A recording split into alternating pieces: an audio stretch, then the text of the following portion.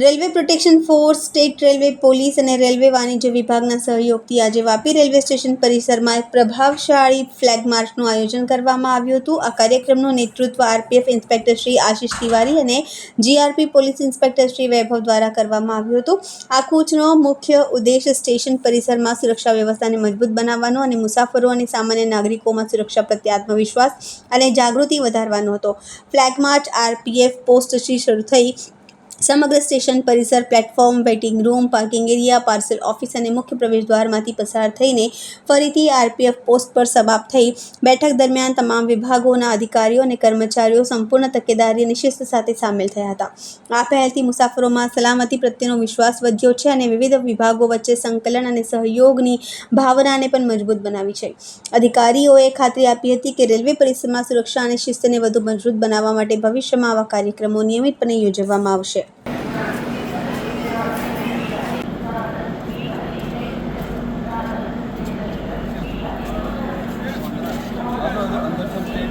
हाँ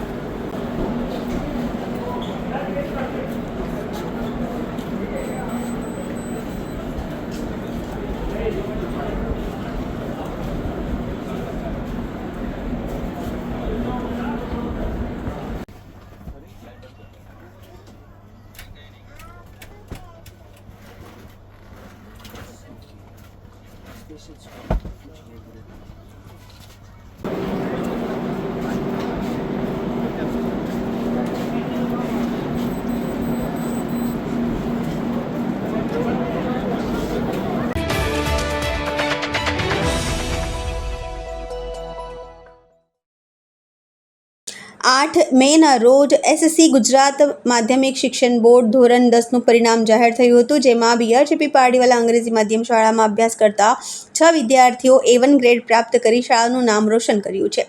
ટંક દિશા ગૌતમભાઈ A1 grade 99.69% પ્રાપ્ત કરી શાળામાં પ્રથમ ક્રમ મેળવ્યો છે.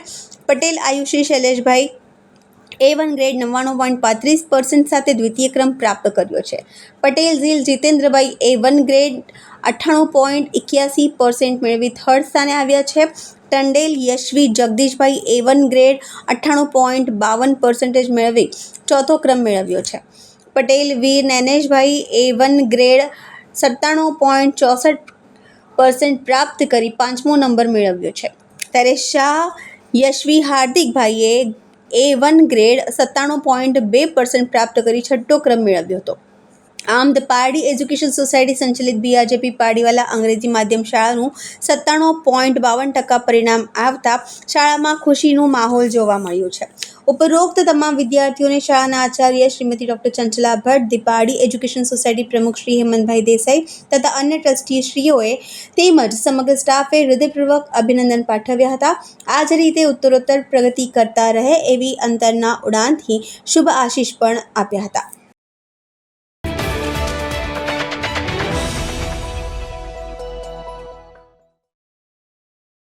સંજાણ રેલવે અંડરપાસનું કામ કયા વિઘ્ન સંતોષીને કારણે અટક્યું છે? સંજાણ રેલવે ઓવરબ્રિજ નીચે તો પૂર્વ પશ્ચિમને જોડતો સર્વિસ રોડ અંતર્ગત જૂની રેલવે ગેટ પાસે અંડરપાસ બનાવવાની કામગીરી ઘણા સમય સુધી ગોકુળગાયની ગતિએ ચાલી રહી હતી, પરંતુ કોઈ વિઘ્ન સંતોષીના કારણે રેલવે અંડરપાસનું કામ ખોરંભે ચડ્યું છે. લાગતું વળગતું તંત્ર આ બાબતે કંઈ બોલવા તૈયાર નથી.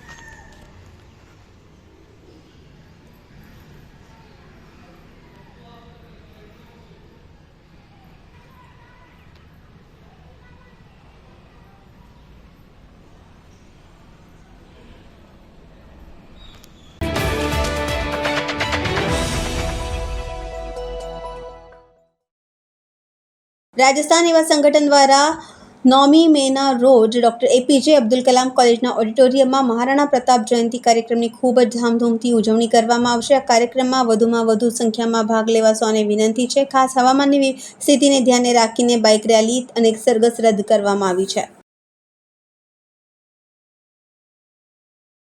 श्री राम।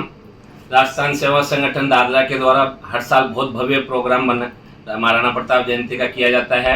भव्य शोभा यात्रा निकलती है, बाइक रैली निकलती है, लेकिन कुदरत की बारिश की वजह से इस बार प्रोग्राम में काफ़ी चेंज किया गया है।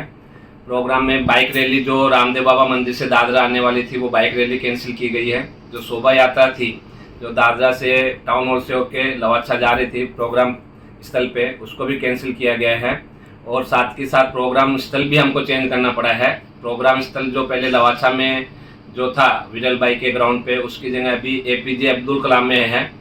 और प्रोग्राम जो का शुरुआत होने का समय है वो 6 बजे का है। बाकी जो सांस्कृतिक प्रोग्राम है, जो भी कलाकार आ रहे हैं उनकी प्रस्तुति सब कुछ सेम रखा है। प्रोग्राम का स्थल चेंज हुआ है और 2 प्रोग्राम बाइक रैली और शोभा यात्रा कैंसिल हुई है। बाकी का जो भी प्रोग्राम है जैसा राजस्थान सेवा संगठन हर साल बनाता है उसी तरीके से भव्य तरीके से राजस्थान सेवा संगठन इस बार भी महाराणा प्रताप जन्म जयंती का प्रोग्राम भव्य तरीके से बनाएगा।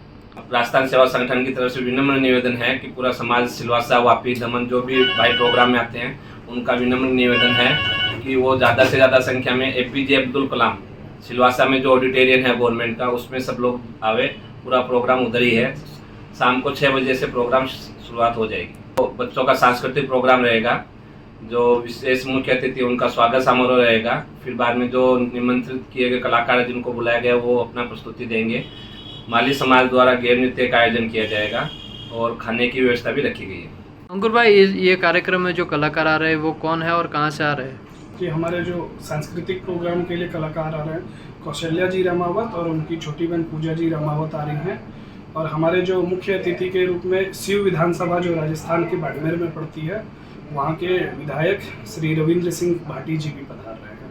देखिए, बारिश होने की वजह से प्रोग्राम स्थल चेंज करना पड़ा है और हम सभी से यही निवेदन करेंगे सर समाज से कि अब एपीजे अब्दुल कलाम में जो हम लोग ने एड्रेस शिफ्ट किया है सब लोग वहाँ आए और अच्छे से अच्छे हमें महाराणा प्रताप जयंती सेलिब्रेट करनी है।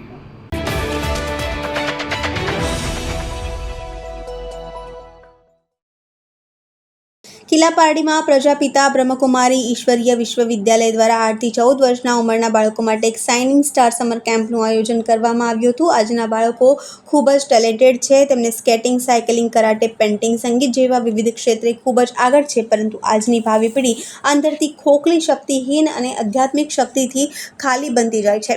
આજનું બાળક એક કાલનો દેશનું નાગરિક છે. એ માટે તેમને આધ્યાત્મિક શક્તિ અને મૂલ્ય ગુણોથી સંપન્ન કરવાની તાતી જરૂરિયાતને ધ્યાનમાં લઈને આ સમર કેમ્પ દ્વારા એક શ્રેષ્ઠ પ્રયાસ કરવામાં આવી રહ્યો છે.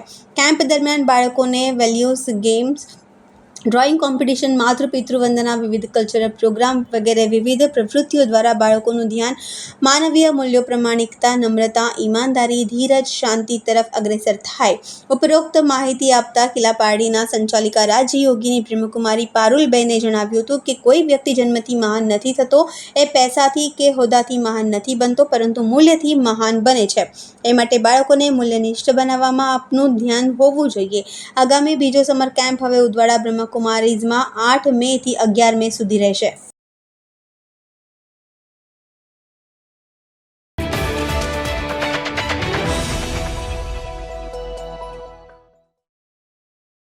હવામાન વિભાગની આગાહી પ્રમાણે છેલ્લા 4 દિવસથી વલસાડ જિલ્લામાં વાતાવરણમાં પલટો આવ્યો હતો અને 4 દિવસ સતત વરસેલા વરસાદના કારણે જિલ્લાના મુખ્ય પાક એવા કેરીના પાકને વ્યાપક નુકસાન થયું છે.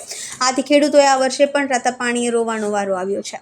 મહત્વપૂર્ણ છે કે વલસાડ જિલ્લો વાડીઓનો પ્રદેશ માનવામાં આવે છે, જ્યાં 35,000 હેક્ટરમાં કેરીનો પાક લેવાય છે. દર વર્ષે વલસાડમાંથી હજારો ટન કેરી એક્સપોર્ટ પણ થાય છે. છેલ્લા 5 વર્ષથી વલસાડ જિલ્લાના ખેડૂતો કેરીના પાકમાં નુકસાન સર કરતા આવ્યા છે.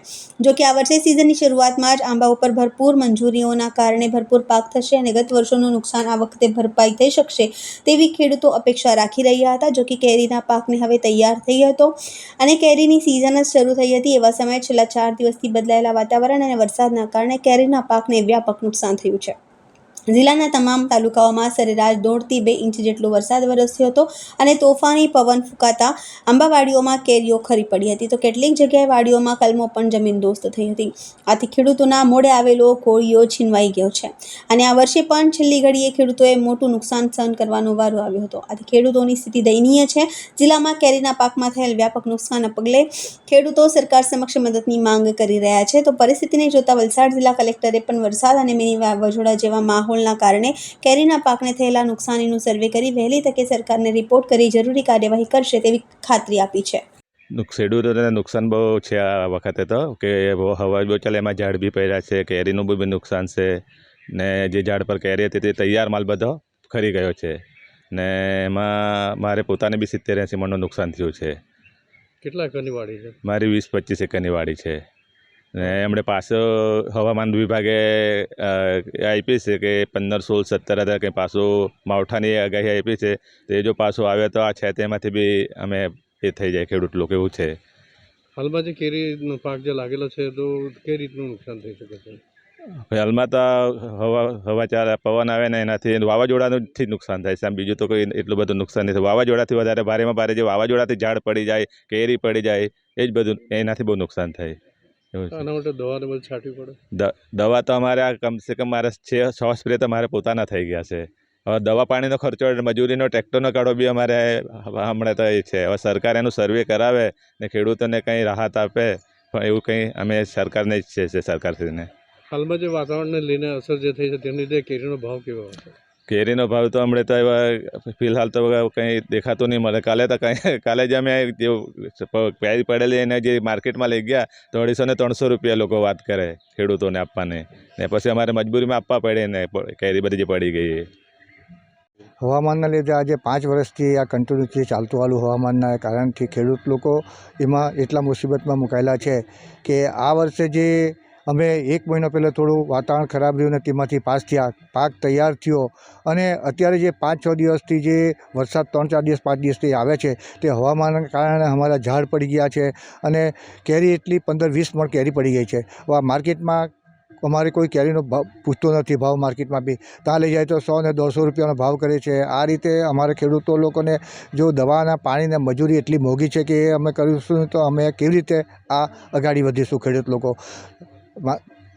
સરકાર પાસે અમે એવી આશા રાખીએ છીએ કે જે કંઈ અમારા નુકસાન થાય ખેડૂતને એ તો રાહત મળે અમને, તો અમને ઘણો ખેડૂતોને થોડો રાહત મળે એવી અમે અપેક્ષા રાખીએ છીએ દરેક ખેડૂતો. હવામાન વિભાગે પાછી આગાહી કરી છે? હવામાન વિભાગે પાછી આગાહી કરી છે અને જો પાછો જો આ કરી થશે તો અમે ની ઘરના ની ઘાટના એવા થઈ જઈશું. આખા વર્ષ દરમિયાન તમારું ઘર આના પર જ નહીં પડે? હા, આખા વર્ષ પછી આ ઘર અમારું ખેતી પર. ખેતીમાં એટલું બધું પેલી છે કે કેરીના ઝાડ સિવાય બીજું અમે પાક કરી નથી શકતા. નાનું થોડુંક શાકભાજી ઘરના પૂરતી જ કરીએ છીએ કારણ કે મજૂરી અને ખાતર પાણી બહુ મોંઘા છે. વીજળીનું પાણી મૂકવા પડે છે. અમને સોલર પંપ કે એવું કંઈ સહાય આપવું જોઈએ, એ સહાય હજુ મળી નથી કે ગવર્મેન્ટ તરફથી, કે જેથી કરીને અમને આ બધો ખર્ચો બહુ મોંઘો પડે છે.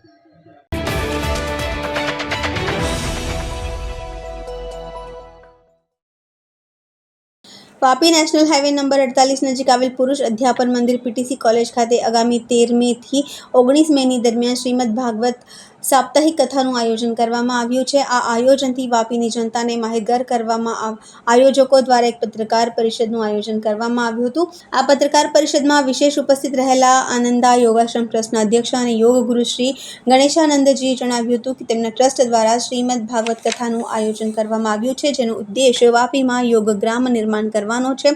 આ શ્રીમદ ભાગવત કથા 13 મે થી 19 મે સુધી ચાલશે. કથામાં જિગ્નેશ દાદા રાધે રાધે કથાનું રસપાન કરાવશે. તો કથા અંગે આયોજકોએ વધુ વિગતો આપતા જણાવ્યું હતું કે કથાના 7 દિવસના પૂર્ણ ભોજન ખર્ચ માટે દાતાશ્રી તરીકે આગળ આવ્યા શ્રી દ્વારકાધીશ બિઝનેસ પાર્કના શ્રી કાળુભાઈ બી આહિર તથા ભરતભાઈ ડી બરવાદ શ્રદ્ધા અને સેવા ભાવના સાથે સાકાર થતી 7 દિવસીય પવિત્ર કથા દરમિયાન ભક્તો માટે અનાયાસ ભોજન વ્યવસ્થા કરવી એક મોટા સેવા કાર્ય સમાન ગણાય છે.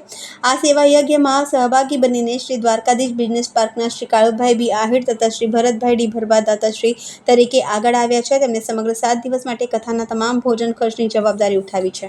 अपना जो ये कथा है श्रीमद् भागवत कथा जी, वो वापी शहर के जाने माने ग्राउंड जिसको हम पीटीसी ग्राउंड पुरुष अध्यापन मंदिर बोल रहे हैं, बलीठा, वहाँ है.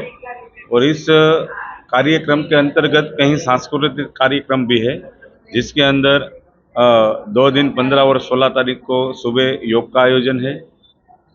17 तारीख शाम को भजन डायरा का आयोजन है, जिसमें सागरदान गढ़वी भी आ रहे हैं।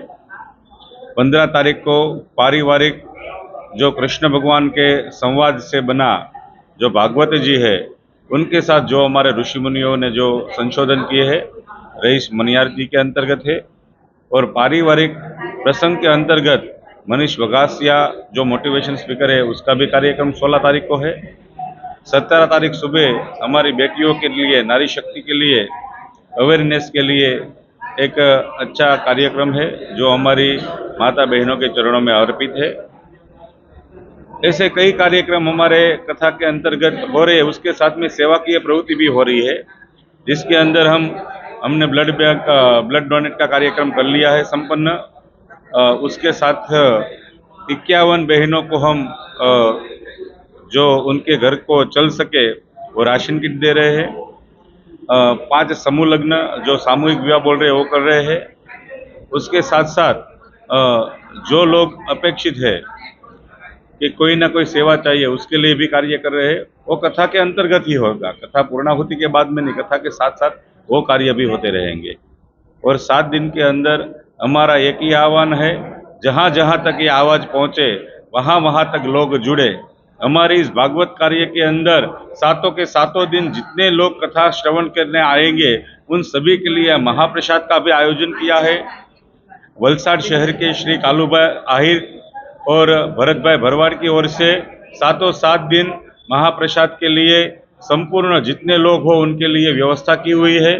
साथ में ही हमारे इस कथा के अंदर नाजू भाई वाला हमारे मुख्य यजमान है, और उनके साथ में हमारे वाइब्रेंट चला महिला मंडल भी मुख्य यजमान में है। और हम सब साथ में मिलकर हमारे साथ में योगी गणेशानंद जी भी है, योगी राजू भाई भी है, अजीत भाई भी है, रवि भाई।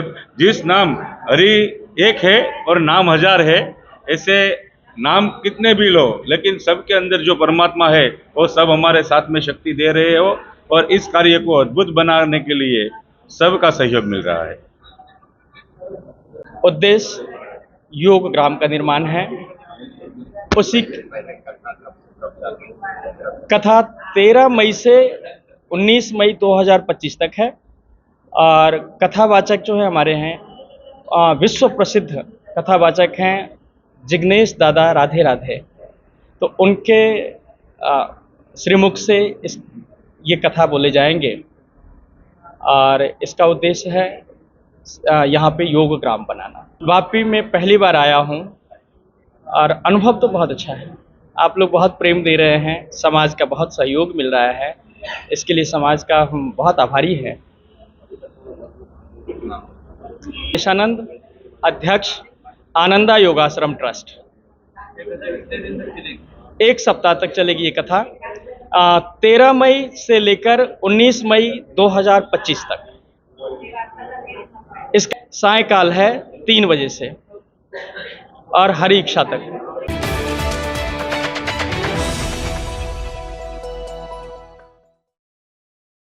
વલસાડ જિલ્લા સહિત પડોશી સંઘ પ્રદેશ દમણમાં પણ આજે વરસાદી માહોલ છવાયો હતો। છેલ્લા 4 દિવસથી આ વિસ્તારોમાં વાતાવરણમાં પલટો આવ્યો છે। 3 દિવસથી સતત વરસાદ બાદ આજે ચોથા દિવસે પણ દમણના અનેક વિસ્તારોમાં કમોસમી વરસાદ વરસ્યો હતો અને ભર ઉનાળે ચોમાસું જેવો માહોલ સર્જાયો હતો। દમણની જેમ વલસાડ જિલ્લાના પણ વાપી સહિત અન્ય તાલુકાઓમાં છૂટો વરસાદ છવાયો હતો। વરસાદના કારણે કેરીના પાકને નુકસાનની ભીતિ સેવાઈ રહી છે। આથી ખેડૂતોમાં ચિંતા છે। જો કે આ વરસાદના કારણે જનજીવન પણ પ્રભાવિત થઈ રહ્યું છે।